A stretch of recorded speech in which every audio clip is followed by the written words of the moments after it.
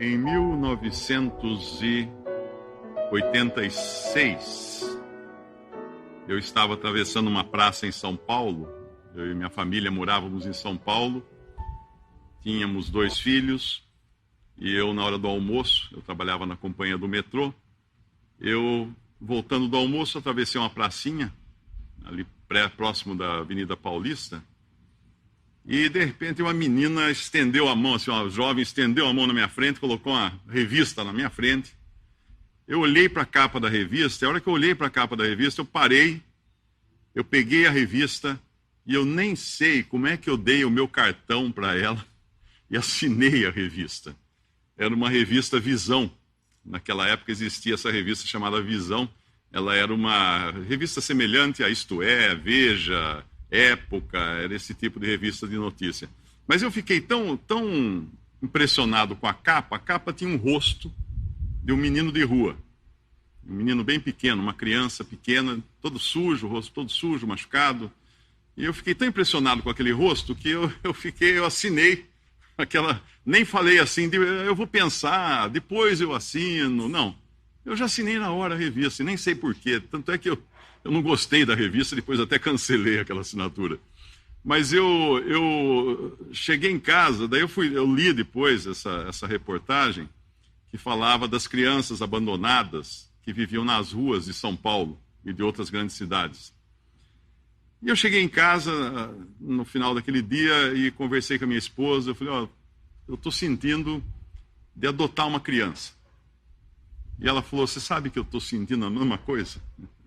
Eu até achei interessante, porque existe isso na Bíblia, quando nós lemos a Bíblia, situações como essa, quando Deus está tocando 2 pessoas de maneiras diferentes, em situações diferentes, mas com o mesmo propósito.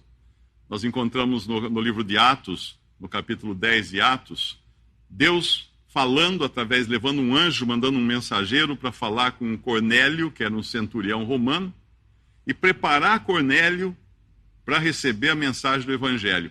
E, simultaneamente, Deus estava também trabalhando com Pedro, que era um judeu que não conversava com gentios, não entrava em casa de gentil, não tinha nada a ver com gentil, com romanos e nada, mas Deus estava preparando Pedro, porque depois eles iam se encontrar e Pedro ia apresentar o Evangelho para Cornélio, e Cornélio seria, então, salvo, não só ele, mas todo um grupo de pessoas que o acompanhavam.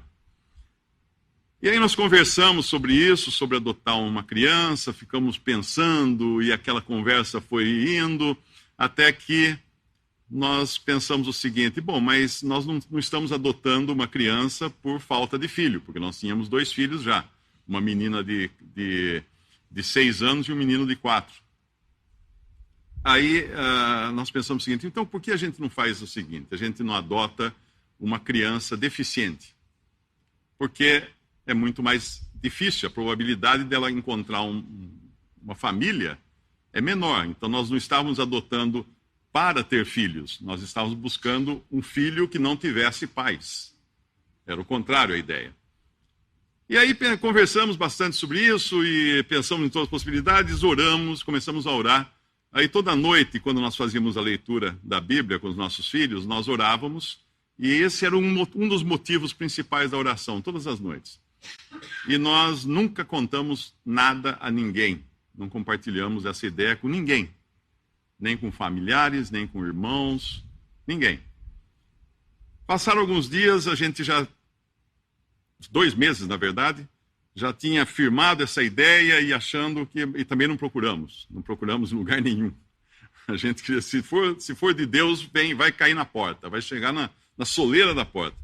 Passaram-se 2 meses, nós recebemos a visita de uma amiga do interior de Goiás que trouxe o filho adotivo dela, que era um menininho de 2 ou 3 anos, que ia fazer uma cirurgia nos olhos em São Paulo. E ela ficou hospedada no nosso apartamento. E quando ela chegou, nós estávamos jantando, ela falou assim, eu não sei o que eu faço, porque lá na cidade todo mundo sabe que eu adotei uma criança, e agora o pessoal vem atrás, e agora ofereceram para adotar um menino, não tenho condições, ele é cego, ele é mudo, ele não anda, ele tem paralisia cerebral, ele tem uma série de problemas, de sequelas e tudo mais, eu não sei o que eu faço. Eu não posso adotar essa criança. Ela era criada pela avó, a mãe vive na rua, e a avó morreu, e a mãe quer dar essa criança. E ela chegou até a visitar a criança, o menino, e ele ficava numa favela, num barraco, com a perna amarrada com uma corda para não cair da cama, para não virar e cair da cama, e comia, se alimentava apenas de água com farinha de mandioca e açúcar, dada num copo. Essa era a alimentação dele, e tinha 4 anos de idade. Quando ela contou essa história, naquela coisa que você não quer olhar um para o outro, porque se olhar vai se comprometer, então melhor nem tocar no assunto. E aí ficamos remoendo aquilo, até que Deus falou alto no nosso coração que aquilo era, sim, a vontade dele.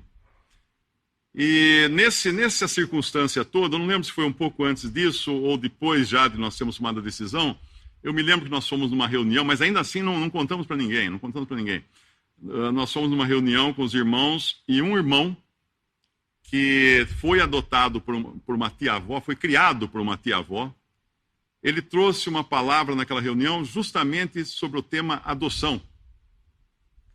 E aquilo deu um choque, né? Quem contou para ele? Né? Ficou aquela situação estranha.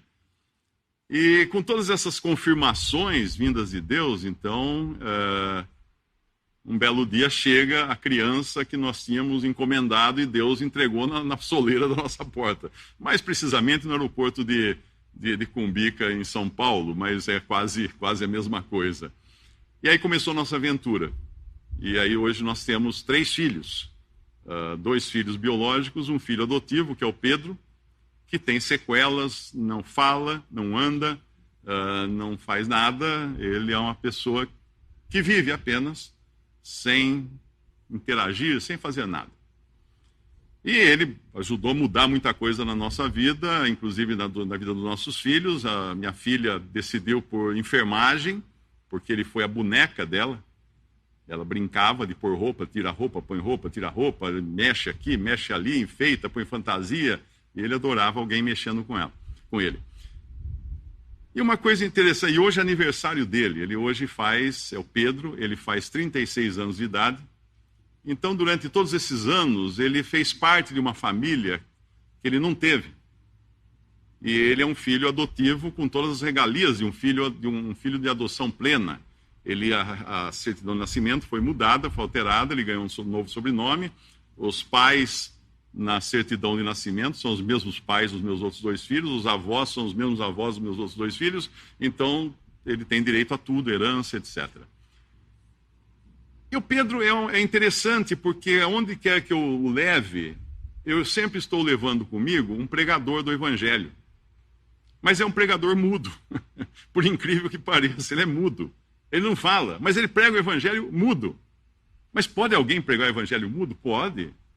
Pode, porque é sempre uma maneira de começar um assunto, de começar uma conversa e falar da graça de Deus que alcança o mais pobre pecador, o mais distante pecador, o mais inabilitado pecador, o mais arruinado pecador. E eu sempre me lembro daquela passagem quando os discípulos perguntaram para o Senhor Jesus a respeito de um homem que tinha nascido cego, um rapaz que tinha nascido cego, se aquilo tinha sido ele que pecou ou os pais dele que pecaram para ele nascer cego. O Senhor falou assim: nem ele nem seus pais. Ele nasceu assim para a glória de Deus, para que a glória de Deus se manifestasse. Depois o Senhor Jesus vai curar aquele cego e vai manifestar, evidentemente, a glória de Deus. Então Deus tinha um propósito também em cada um desses casos e tem um propósito também na vida de Pedro. Desse Pedro, né? Que eu estou falando aqui. E eu queria ler uma passagem agora que fala de um outro pregador mudo. Porque na Bíblia tem muitos pregadores mudos. Nós temos até Abel, que estando morto ainda fala, tem um versículo que é assim, né, que ele diz. Nós temos uma exortação para esposas que vivem com maridos que não aceitam a verdade, para que elas, pelo porte delas, sem palavras, elas possam dar um testemunho para eles. Então Deus usa mudos para pregar o Evangelho. E tem um mudo aqui, numa história em Lucas capítulo 10, que a história começa assim. A história, na verdade, é quando um homem sábio dos judeus, quis provar o Senhor Jesus, quis questioná-lo, quis colocá-lo na parede, numa sinuca, para fazer um teste com ele. E ele então dá uma resposta que, na verdade, parecia sair fora do assunto, mas não, ele foi muito mais longe para contar a história desse homem que era incapacitado agora de falar. Em Lucas capítulo 10, versículo 30. E respondendo Jesus disse: descia um homem de Jerusalém para Jericó e caiu nas mãos dos salteadores, os quais o despojaram e, espancando-o, se retiraram, deixando-o meio morto. E ocasionalmente descia pelo mesmo caminho certo sacerdote e, vendo-o, passou de largo. E de igual modo também um levita, chegando àquele lugar e vendo-o, passou de largo. Mas um samaritano, que ia de viagem, chegou ao pé dele e, vendo-o, moveu-se de íntima compaixão. Para a gente entender um pouco o contexto disso aqui, nós estamos falando de um contexto judaico, no judaísmo, na terra de Israel, onde havia na religião judaica os sacerdotes, que eram o ponto máximo da sociedade judaica, eram os sacerdotes. Era uma sociedade teocrática, então o sacerdote era realmente a ponta da pirâmide. Obviamente tinha rei também, mas o sacerdote tinha uma autoridade muito grande. E os sacerdotes no judaísmo eram os que promoviam as celebrações, todas os rituais, as cerimônias do judaísmo estavam nas mãos dos sacerdotes. E os levitas, eles eram a mão de obra do templo.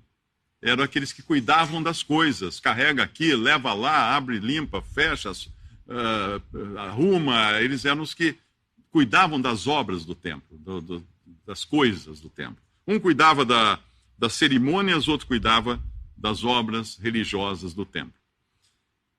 E o samaritano, o que era um samaritano? O samaritano era um povo que, quando houve a divisão entre 10 tribos e 2 tribos de Israel, as 10 tribos mais adiante foram dispersas, foram levadas cativas para o exterior e acabaram se dispersando, e acabaram se perdendo. E para que não ficasse vazia a terra de Samaria, o invasor trouxe pessoas de fora, de outros países, e colocou-as ali e fez com que os judeus ensinassem judaísmo a essas pessoas para como que ocupar a terra e também manter mais ou menos a tradição religiosa. Mas, obviamente, os judeus não gostavam disso, porque não eram judeus de nascença, não eram judeus de sangue, não eram descendência de Abraão, eram pessoas que vieram de outros lugares e apenas aprenderam o judaísmo. Então, eles rejeitavam esses samaritanos. Os samaritanos eram um pária na sociedade judaica. Eles não conversavam com os samaritanos. Eles se desviavam de Samaria quando iam viajar. Faziam um outro caminho para não ter que passar pelo meio de Samaria. Então imagina quem é o samaritano. E aqui nós vemos esse samaritano, que ele estava indo de Jerusalém para Jericó. Agora, uma outra coisa para a gente entender o contexto também.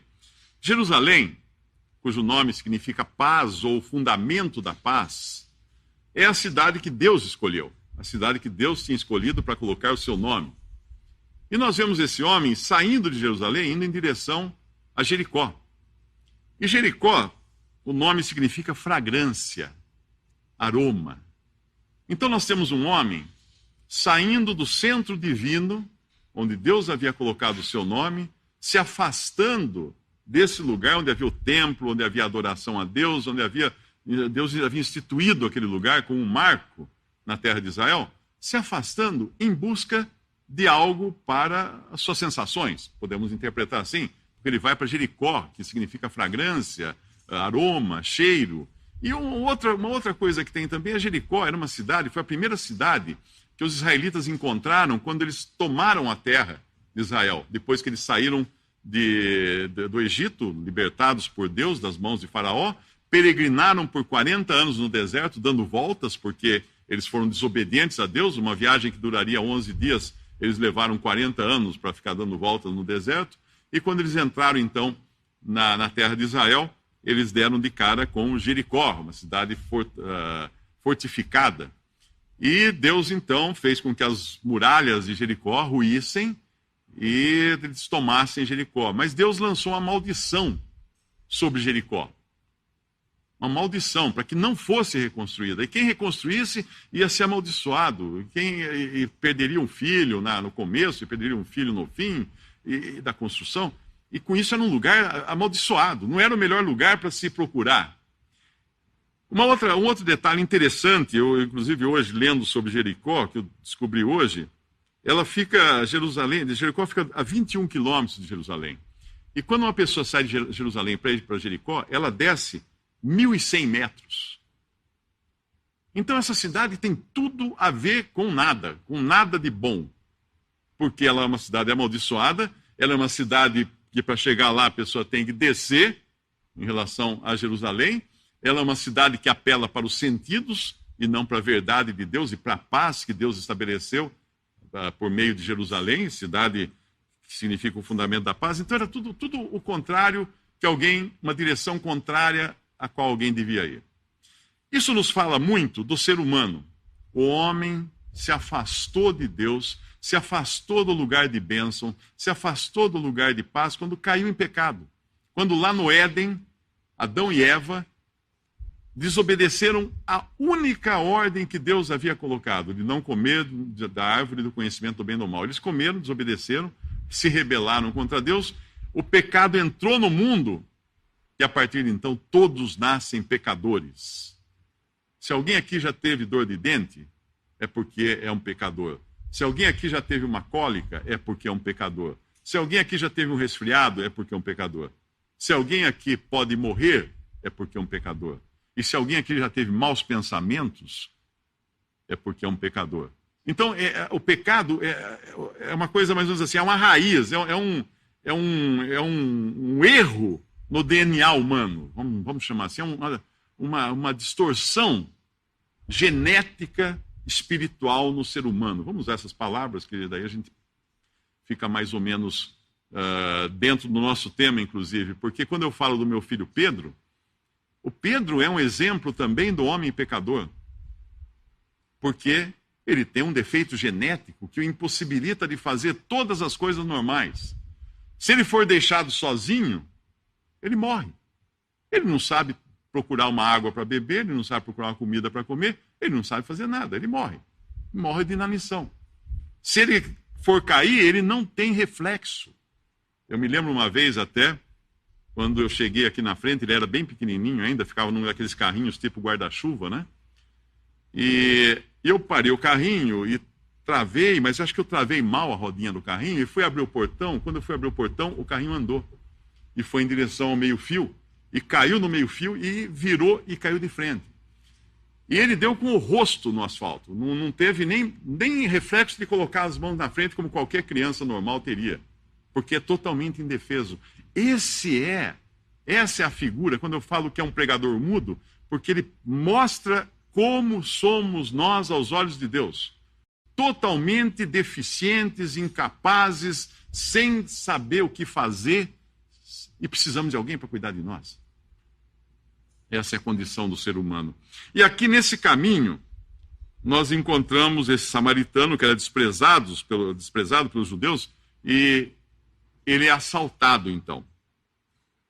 Assaltado, cai na mão dos salteadores que o deixam meio morto, ou seja, inerte, também sem condições de se defender, sem condições de falar, sem condições de nada. Ele está em coma, vamos dizer assim.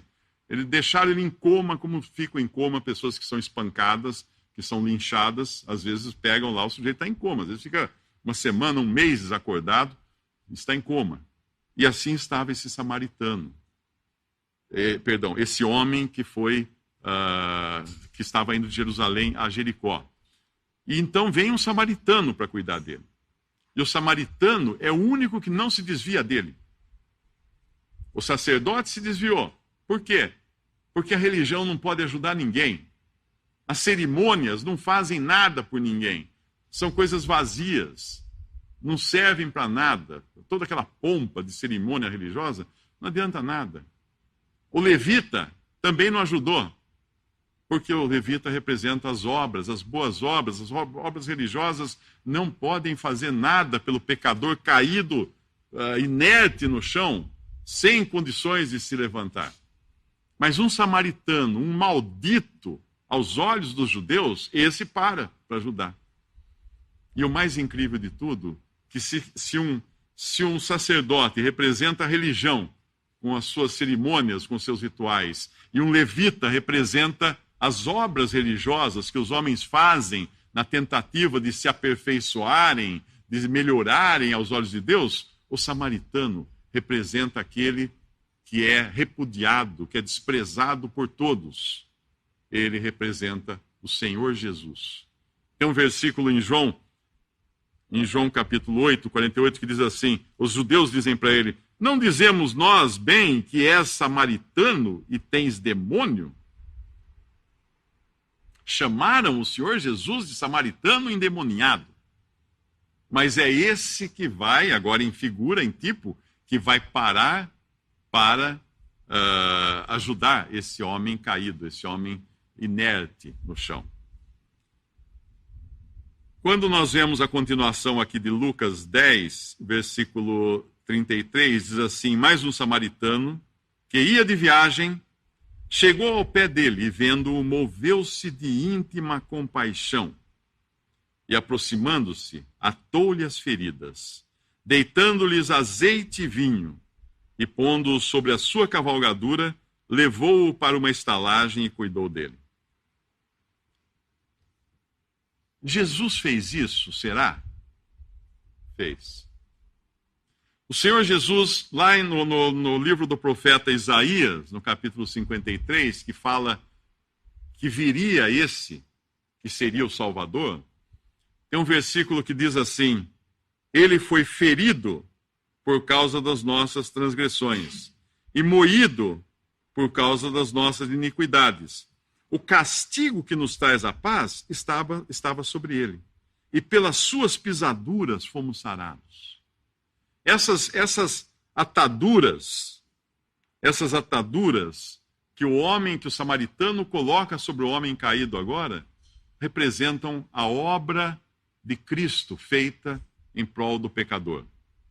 Ele morreu por nós, ele foi ferido por causa das nossas transgressões, moído por causa das nossas iniquidades. O castigo que nos traz a paz estava sobre ele, e pelas suas pisaduras, pelas suas feridas, pelas suas marcas, hematomas, não é?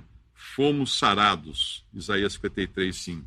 Esse samaritano, ele coloca uma atadura nas feridas, portanto, e coloca azeite nas feridas.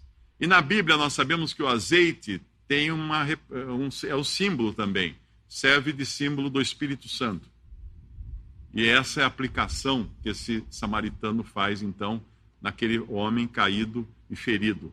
Coloca o azeite. E coloca também vinho. E na Bíblia o vinho nos fala de sangue. O vinho representa sangue. Até quando nós celebramos a ceia do Senhor, tem lá vinho representando o sangue de Cristo. Como representação apenas, como uma figura. Mas esse azeite e esse vinho são dados pelo samaritano sem pedir nada em troca.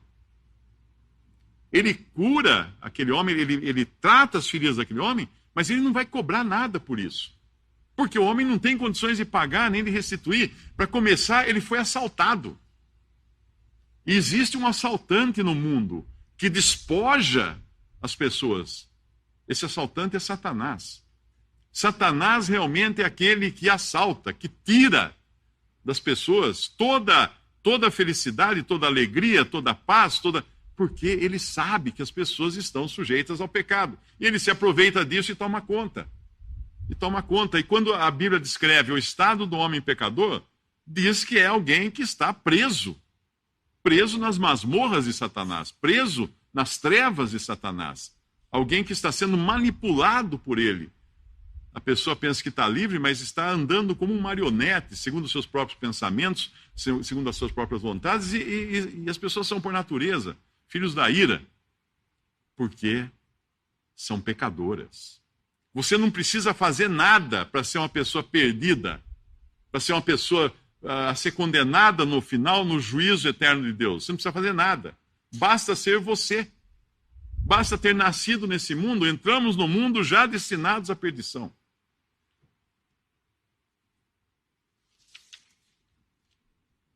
Mas uma coisa bonita também nessa figura aqui é quando ele fala que, deitando-lhe azeite e vinho e pondo-o sobre a sua cavalgadura, levou-o para uma estalagem e cuidou dele. Ele vai a pé agora. O samaritano vai voltar a pé. E quem vai montado, quem vai deitado sobre o seu animal, sobre a sua cavalgadura, provavelmente um jumento ou uma mula, quem vai? O pobre homem que foi salvo por ele, que foi salvo pelo samaritano, que foi curado pelo samaritano. Quando uma pessoa crê no samaritano real, que é Jesus, o que foi desprezado pelos judeus ao ponto de ter sido pregado numa cruz. E não só pelos judeus, foi desprezado por todos os homens, porque na crucificação todos estavam representados ali. E quando uma pessoa crê nesse samaritano que é Cristo, ele ata as feridas, ele cura as feridas, ele deita azeite, ele dá o Espírito Santo para essa pessoa. Ele faz valer o valor do seu sangue, como se fosse um vinho aplicado sobre as feridas dessa pessoa. E não só isso, mas ele transporta essa pessoa agora para um lugar. Que lugar? O lugar que é dele. O lugar que é dele. O samaritano pega aquele homem caído e coloca sobre o seu animal, sobre a sua cavalgadura. Cristo pega o pecador caído, contrito, que crê nele como Salvador, e o transporta, mas para um lugar muito mais elevado. Em Efésios 1, versículos 3 em diante, diz: Bendito Deus e Pai de nosso Senhor Jesus Cristo, o qual nos abençoou com todas as bênçãos espirituais nos lugares celestiais em Cristo, como também nos elegeu nele, antes da fundação do mundo, para que fôssemos santos e irrepreensíveis diante dele em amor. Isso está falando de pessoas convertidas a Cristo. E a palavra irrepreensível significa alguém que não tem motivo algum para ser repreendido por Deus. Mas quem é esse alguém? Todos aqui temos erros, pecados, falhas. Quem é esse alguém que aos olhos de Deus, Deus pode olhar e falar assim: não vejo nesse pecado algum? Quem é esse? Aquele que creu em Cristo, aquele que teve as suas feridas, os seus pecados, pensada pelo tratamento de Jesus, pelo tratamento que ele providenciou através da sua morte na cruz do Calvário. Esse que recebeu, então, o Espírito Santo, o azeite do Espírito Santo. Esse que recebeu o benefício do sangue de Cristo, o sangue que nos purifica de todos os nossos pecados. Esse, aos olhos de Deus, irrepreensível, nos elegeu nele antes da fundação do mundo para que fôssemos santos, ou seja, separados e irrepreensíveis diante dele, diante de Deus, em amor. Irrepreensível diante de Deus. Já pensou você chegar na presença de Deus e não ter que explicar nada? Não ter que falar assim: eu pequei, eu fiz tanta coisa errada na vida, o senhor vê aí que pena que eu vou receber. Não. Deus olhar para você e falar: você está salvo. Ele vê o sangue de Cristo. Ele vê uma pessoa que agora está em Cristo, está no Filho de Deus, que é irrepreensível por natureza. E nos predestinou para filhos de adoção por Jesus Cristo, para si mesmo, segundo o beneplácito de sua vontade, para louvor da glória da sua graça, pelo qual nos fez, Deus nos fez, agradáveis a si no amado, que é Cristo. Deus faz o pecador agradável a si mesmo, a Deus, em Cristo.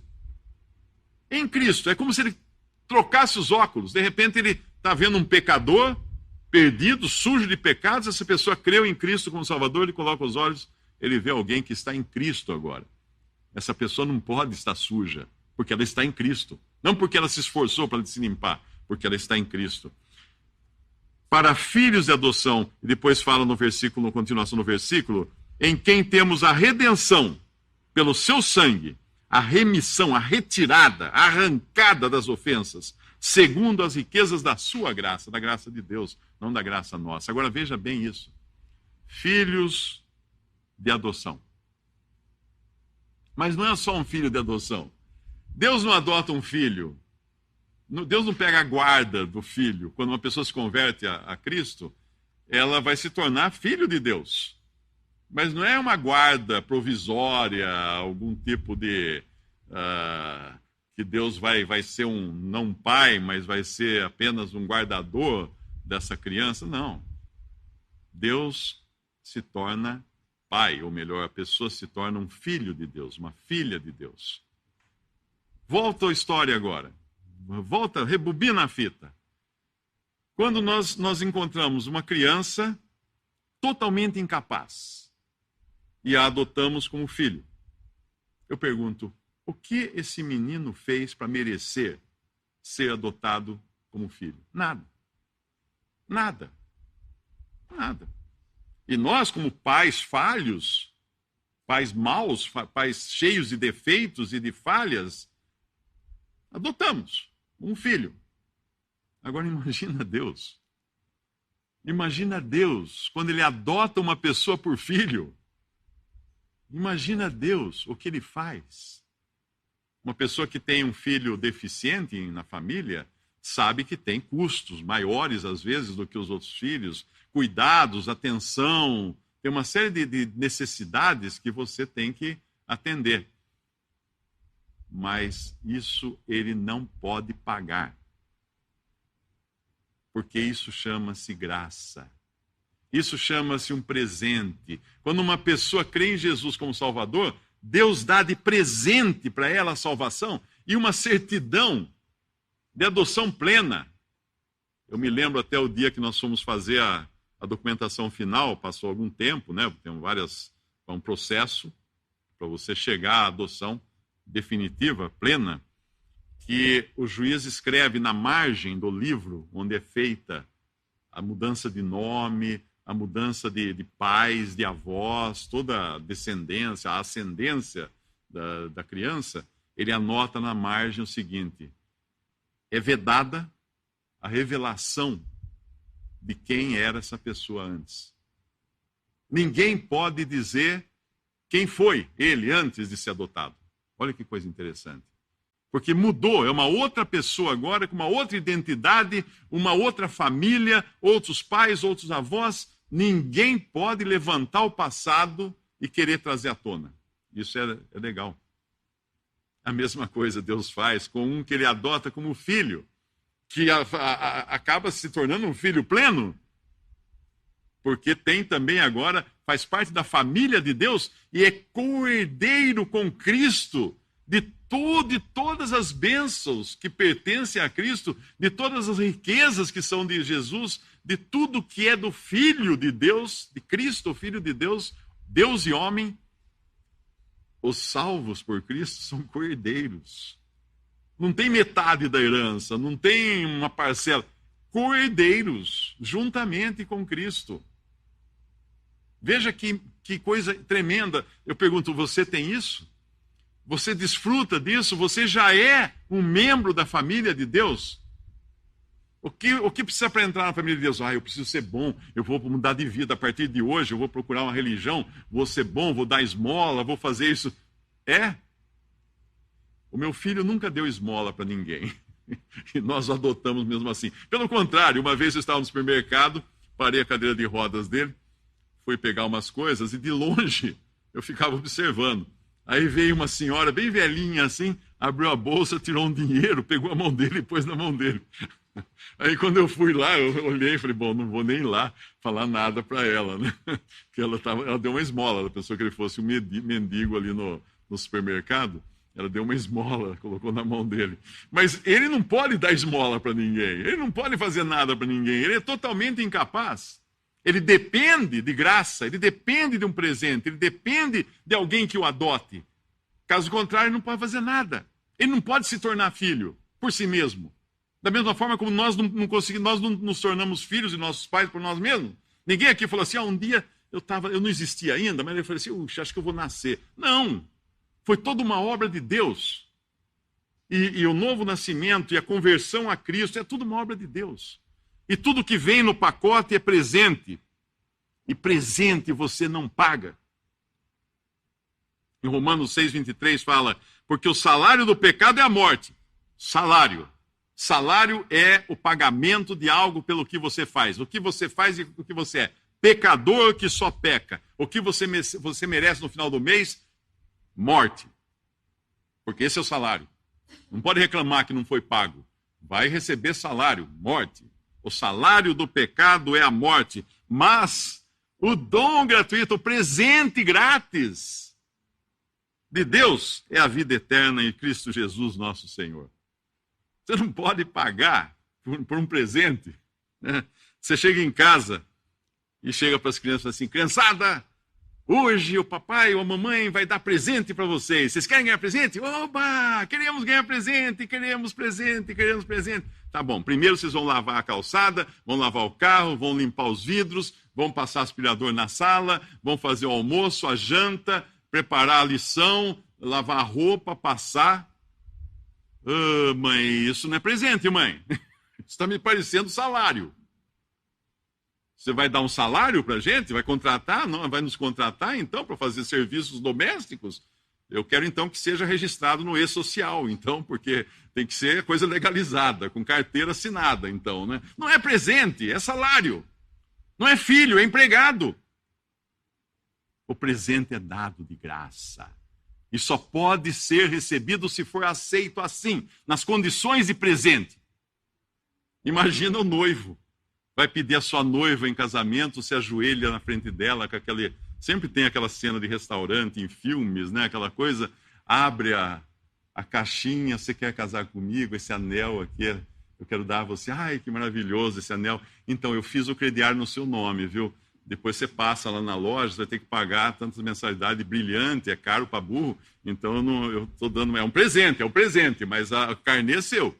Se não pagar, você vai para o SPC. Isso não é presente. E quantas pessoas nas religiões hoje estão falando que estão buscando a salvação em troca de alguma coisa? Estão pagando um carnê para Deus.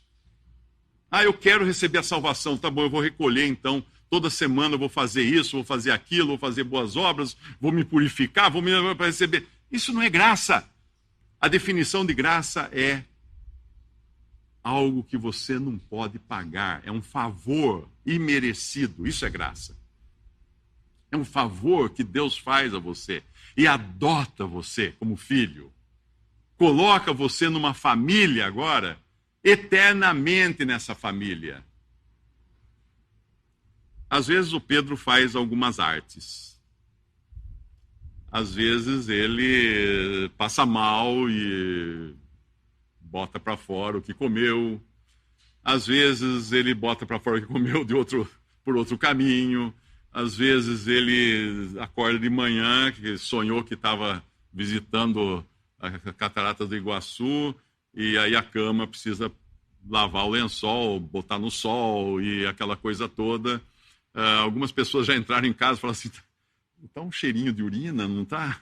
Porque realmente a gente acaba acostumando até com aromas, né, diferentes, e nem se, apesar de limpar a casa sempre.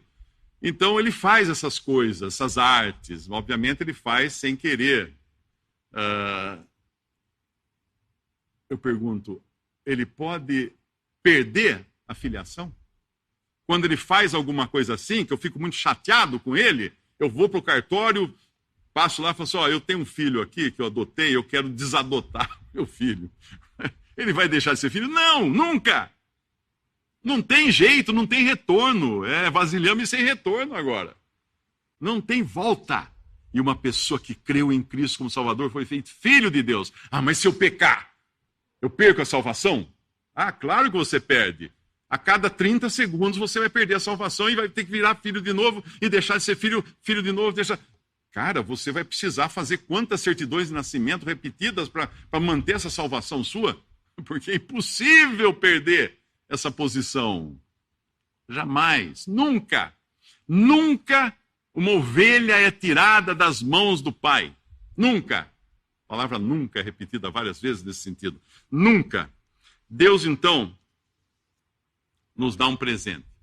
O fato de ser um presente não significa que foi barato.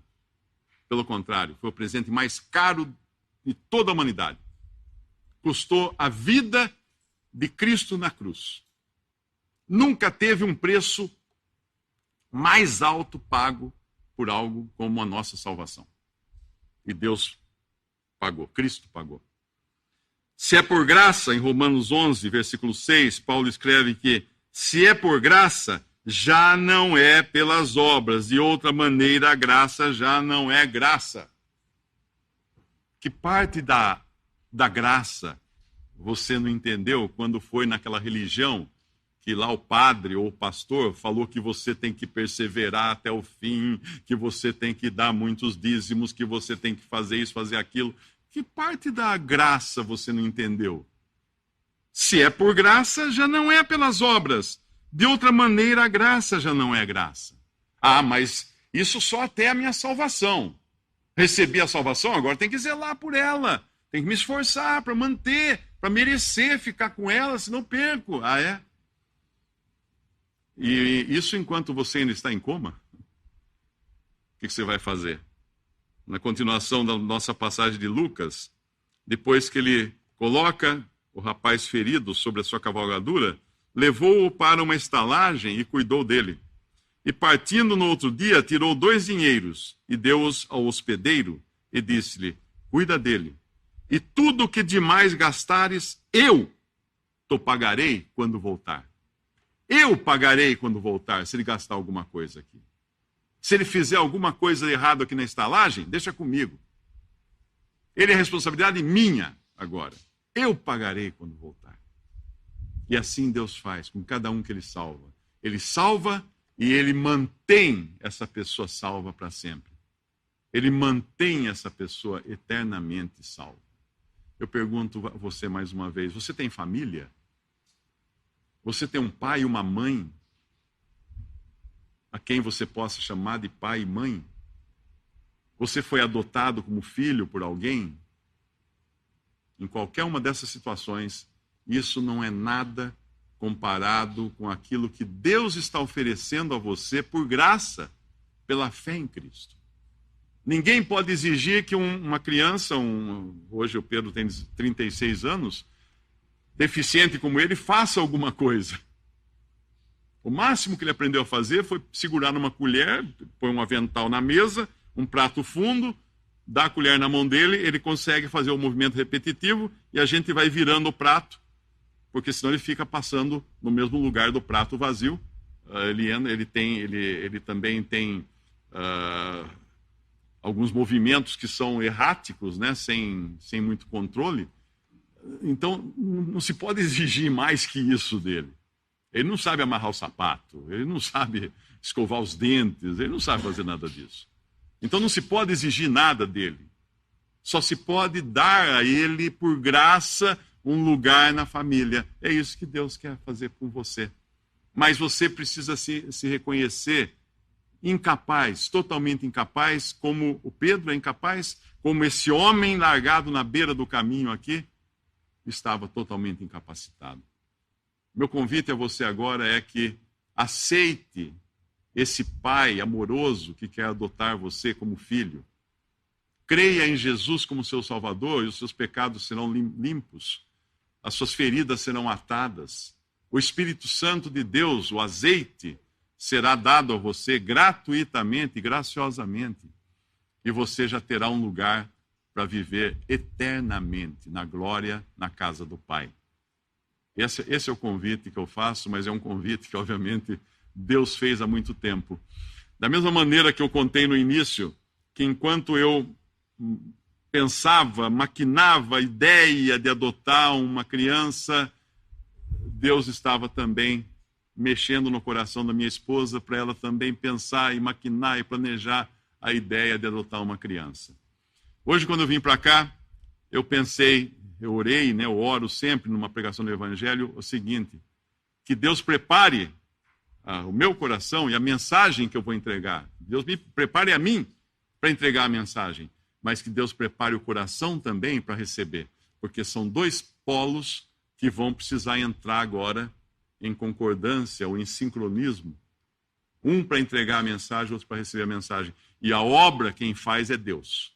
É o Espírito Santo de Deus que vai convencer você do pecado e da necessidade que tem de um Salvador, e é o Espírito Santo de Deus que vai dar a você a certeza depois da salvação, e é o sangue de Cristo que vai limpar você de todos os seus pecados. Eu apenas entrego a mensagem, você recebe, mas você agora tem que falar um sim para Deus. Você tem que dizer que realmente você quer. E eu espero que seja assim no seu coração hoje. Podemos agradecer a Deus pela sua palavra. Nosso Deus e nosso Pai, nós agradecemos, Pai, por esse amor tão grande que tu demonstraste entregando o teu próprio Filho para morrer não por pessoas boas, por pessoas religiosas, para morrer por pecadores, por inimigos teus. E agradecemos por essa oferta de amor, Pai, de adotar aqueles que creem em Jesus como Salvador, de adotá-los como filhos, e filhos legítimos, filhos permanentes, filhos eternos, e tê-los sempre junto a Ti no Teu lar. Pai, se tiver alguém aqui ainda, ouvindo essa mensagem, que não tem essa certeza de salvação eterna, que ainda está tentando se esforçar para comprar a sua salvação, Pai, pedimos que Tu toques o coração dessa pessoa, para que descanse agora nessa certeza, na promessa de que todo aquele que crê em Cristo tem a salvação eterna, não entrará em juízo, passou da morte para a vida. Que Tu possas abençoar a Tua palavra, Pai, e também tocar corações por meio dela. Nós pedimos e agradecemos em nome de Jesus, nosso Senhor e Salvador.